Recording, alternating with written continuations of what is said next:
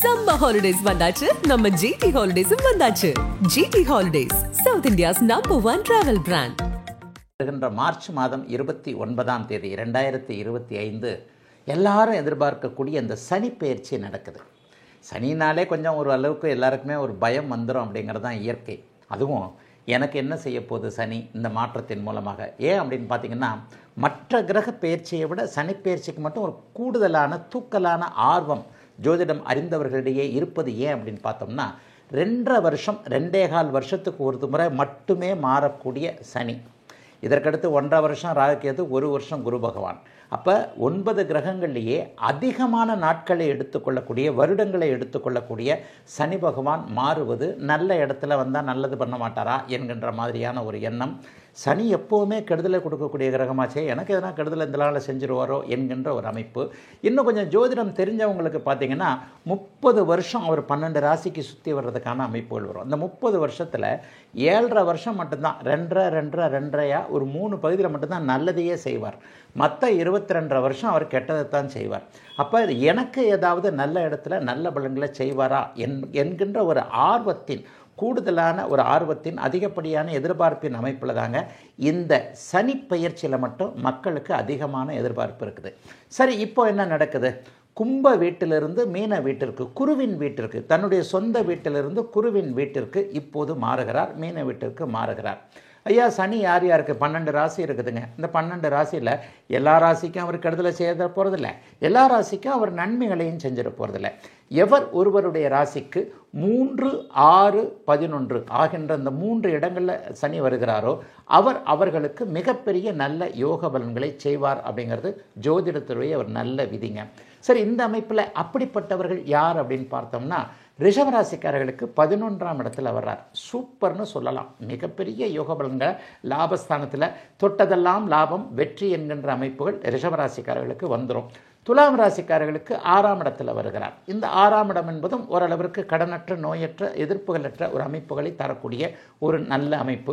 இன்னொன்று பார்த்தீங்கன்னா, மகர ராசிக்காரர்களுக்கு 7.5 சனி என்கின்ற அமைப்பு முடிந்து அப்படியே ஒரு மாதிரியான 3ஆம் இடத்திற்கு வருகிறார். ஆக ரிஷபம், துலாம், மகரம் ஆகிய இந்த 3 ராசிக்காரர்களுக்கு சனி பகவான் பெருத்த யோகத்தை தரக்கூடிய, இருக்கிற கஷ்டங்களெல்லாம் விலக்கி வைக்கக்கூடிய அமைப்புகளை கண்டிப்பாக தரார். இந்த ராசிக்காரர்களுக்கு அது உண்மையிலே கொஞ்சம் நன்றாக இருக்கும். மேஷராசிக்காரர்களுக்கு 7.5 சனி ஆரம்பிக்க போகுது. கண்டிப்பாக பயப்படாதீங்க. ஏன்னு சொன்னால், 12ஆம் இடத்துல வரக்கூடிய இந்த 7.5 சனி அமைப்பு முதல்ல 2.5 வருஷத்துக்கு பெரிய சோதனைகளை தராது. ஆனால் அதே நேரத்தில் அடுத்த சனி பயிற்சியில் 2027 ஜூன் மாதம் நடக்கிறதுல உங்களுக்கு சில சிக்கல்கள் வரும். ஆக இப்போவே நீங்கள் கவலைப்பட்டுக்கிட்டு இருக்க தேவையில்லை. விரயச்சனியாக வர்றார். 7.5 சனி ஆரம்பத்தில் விரயச்சனியாக அமையும்.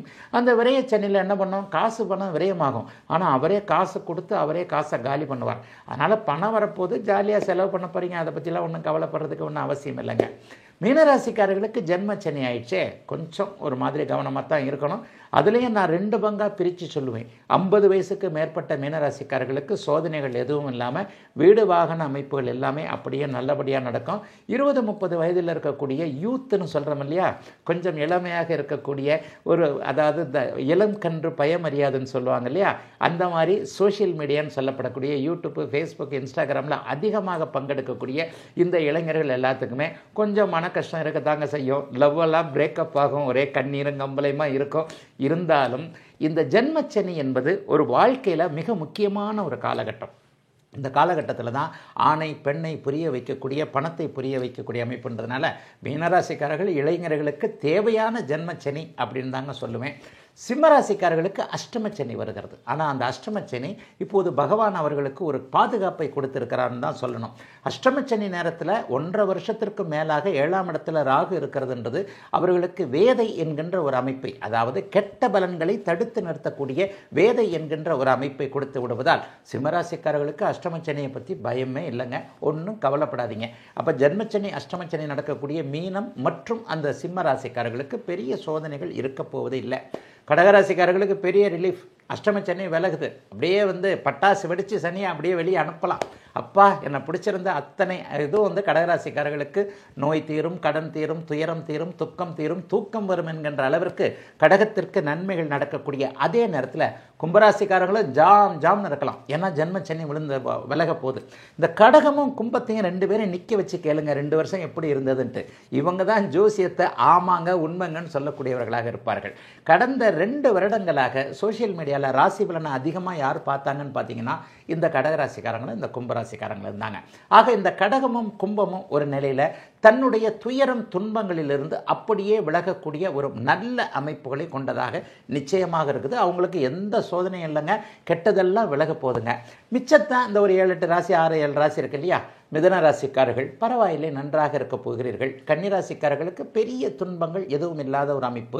விருச்சிக ராசிக்காரர்களுக்கு அஷ்டமச்சனி அர்த்தாஷ்டமச்சனி விலகக்கூடிய அமைப்பில் அவர்களுக்கும் கவலை இல்லாத ஒரு நிலைமை. தனுசு ராசிக்காரர்களுக்கு பெரிய சோதனைகள் எதுவும் இல்லைங்க. ஆக 12 ராசிக்காரர்களுக்கு இந்த மாதிரியான ஒரு சூழ்நிலை அமைப்புகளில் தான் சாதக பாதகங்களை தருவார். ஆயினும் தனித்தனியாக கொஞ்சம் விவரமாக பேசணும், இன்னும் கொஞ்சம் எக்ஸ்ட்ரா பண்ணி சொல்லுங்களேன் அப்படின்னு எதிர்பார்ப்பீங்க இல்லையா.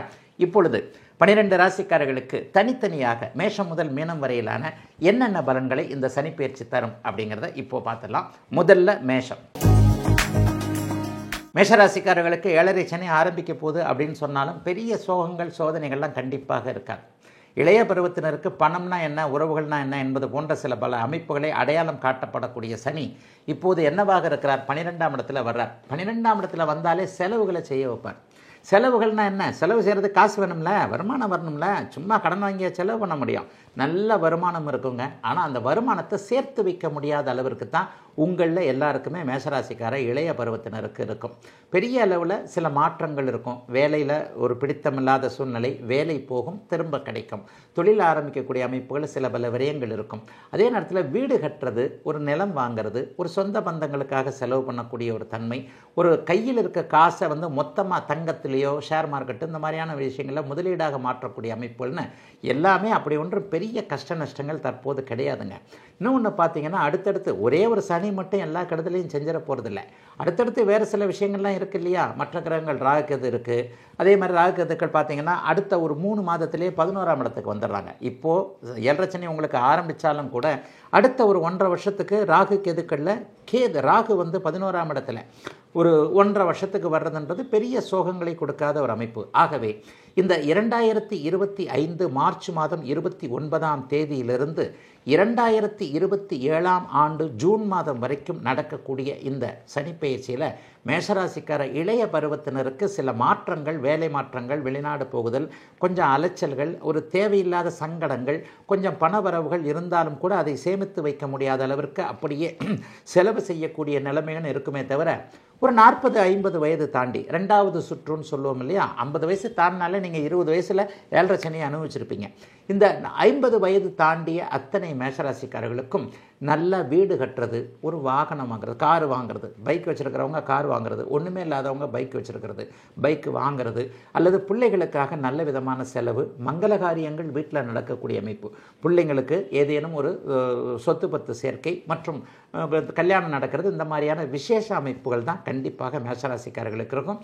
ஆகவே எதை பற்றியும் கவலைப்பட தேவையில்லாமல் செலவுகளை பற்றும் கட்டுப்படுத்தக்கூடிய அமைப்பில் இருக்குதுங்க. மேஷராசிக்காரர்கள் எல்லோருக்கும் இந்த 2025 சனிப்பெயர்ச்சி. சம்மர் ஹாலிடேஸ் வந்தாச்சு, நம்ம ஜிடி ஹாலிடேஸும் வந்தாச்சு. GT holidays, south India's number 1 travel brand.